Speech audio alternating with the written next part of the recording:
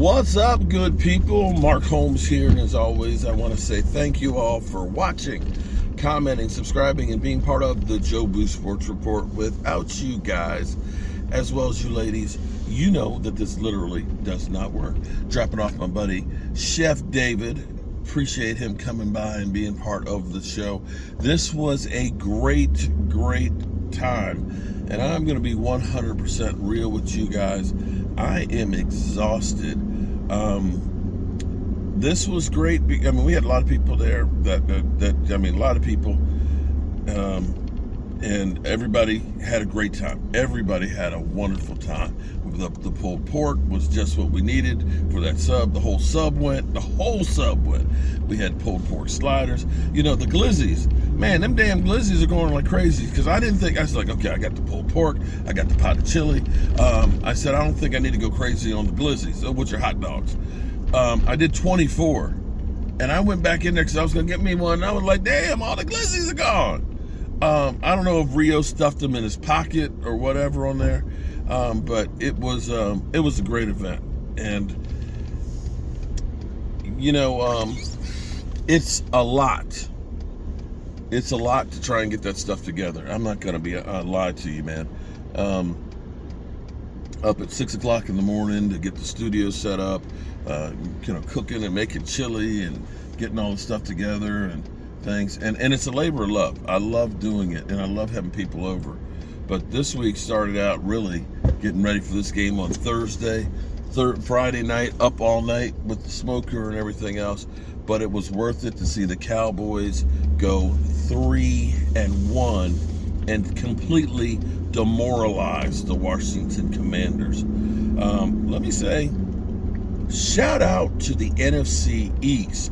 I don't want to hear nobody say anything about the NFC East. I don't care that these aren't powerhouse teams that we're winning against. Right now, our division, we have 3 teams with winning records.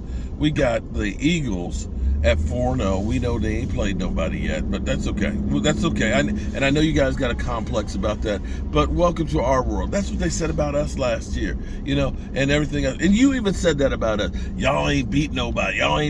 So, you know, you reap what you sow. So congratulations, okay? You know, you beat the Jaguars, another team that didn't have 5 wins last year. I'm just saying. Giants rebound, get a win. They're 3-1. So I'm just gonna put it out here for a second here. Now that Cincinnati has come back and they beat Miami, right? And we look at the Giants, their only loss to the Cowboys. Don't those seem like quality wins now? Don't those seem like some quality wins now? I think they do. Now, poor Rio, like I said, I just finished taking David over. I was listening to his video. Next time he comes over, I think I'm going to have a bag for him. I think I'm going to have a bag for Rio, because when he does his post-game show when they lose, he don't show his face. He don't show his at all. Zero. It just said, look, I mean, he's packed it in. He's like, I'm sick of Ron Rivera. You know, the quarterback is ass. His running back, he's like, there's nothing about this team that gives you any hope. You know, I was just like, man, I feel bad about that. I feel even worse that he had to eat that damn chip, because that chip is going to be reminding him all night tonight and tomorrow about this loss. Yeah. It's going to be reminded about this loss all night long. Between the ice cream that he ate and the milk and the chips, the porcelain's coming off that toilet tonight. And let me be clear here. That was his idea to try and motivate himself and the team. Wasn't my idea about doing the chip. He said, if Washington loses to Dallas, I'll eat a chip. I'm like, okay. You mean I ain't got to bet you anything to do that? Okay? Hey, that's cool. I'll do that. And DMV, DMV, who was like, this is the season on the brink. We need some extra mojo. If the Cowboys win against the Giants and Washington, he'd eat the chip. They both ate the chip, and you can see the video on. You can go to either of their videos and you can see parts of it. But they took it like a man. They shout out to them. I ain't mad at them. Now, I am pleasantly surprised. I'm gonna do my game balls when I get back to the man cave and stuff. But I'm pleasantly surprised that we're 3-1. When you listen to Adam Rank, on NFL Network, when he was talking about the forecast for the Dallas Cowboys, he had us through the first 9 games 3-6. 3-6. For us to be 3-1 right now, and keep in mind when they said 3-6. That was under the assumption that we still had Tyron Smith, we still had Dak Prescott, and stuff like that, okay? It wasn't that we were going to be starting a rookie left tackle. It wasn't that we were going to be losing our quarterback. And how many people said when Dak went down that the season's over? Pretty much everybody. I think a lot of us did too. So it's crazy because football, there is no rhyme or reason. The teams that you think are going to be good, a lot of times they're not that good. The teams that you think are going to be bad, sometimes they turn around and end up being good teams. And this is the natural progression of the NFL, which always amazes me that they don't take into consideration that half of the teams that made the playoffs last year probably won't this year. On a yearly basis, that's how it kind of works. But yet, if you were a playoff team, except for the Cowboys the year before, they're going to look at you and say, man, you're not going to be, that the Cowboys won't be there. But the other ones, they'll say, yeah, they were good last year, so they're going to be good this year. And there's so many teams that right now, I don't know what they are right now. I don't, because are the New York Giants at 3-1, are they a good team? Are the New York Giants at 3-1 a good team? Daniel Jones goes down. Teddy Bridgewater, who's their other backup? Okay, they lose both of their backups, and you got Barkley in there, and they find a way to win. They're 3-1. Their only losses to the Cowboys. Are the Giants a good team? I don't know.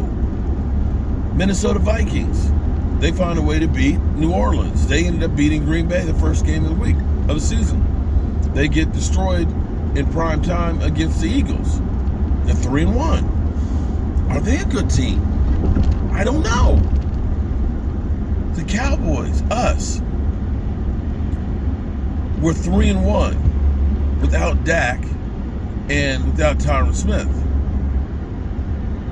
We got a great defense that each week is now giving up less and less points. Are we a good team? I think so. But you don't know because it's literally a week-to-week league. 1 week, you might be real good. Next week, you look like ass. And nothing should surprise us from week to week, I guess, except for if the Washington Commanders were actually to look good 1 week. That might be the only surprise that you might see, because those dudes, they look like ass. They some bull. There ain't no, it's just their ass. That's all I can say. Washington is just ass. So, whew. Yeah. Washington is just ass. Now, when I get back to the command center, the man cave, the command center, they ain't commanding nothing. But when I get back to the man cave, I'm going to be doing my game balls. And I'm still mystified because we as Cowboy fans, no matter what, we can't be happy, satisfied, or not fighting.